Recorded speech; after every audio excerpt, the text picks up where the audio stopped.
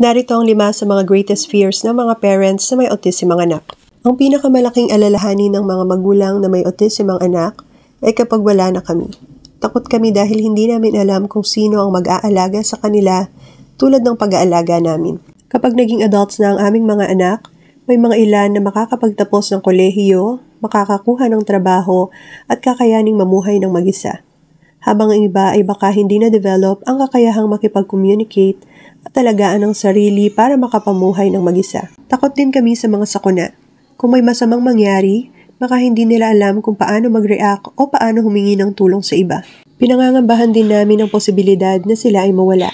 Kahit sandali lang namin silang hindi makita, ay nagdudulot na ng panik sa amin. Malalaking alalahanin din sa amin ang kaligtasan ng aming mga anak. Minsan kasi, hindi nila naintindihan kung ano ang mapanganib at ito ang isa sa nagiging sanhi ng kanilang kapahamakan. Ibinabahagi ko ang mga alalahaning ito sa inyo hindi para kaawaan nyo kami, kundi para maunawaan ninyo na hindi madali ang aming pinagdadaanan.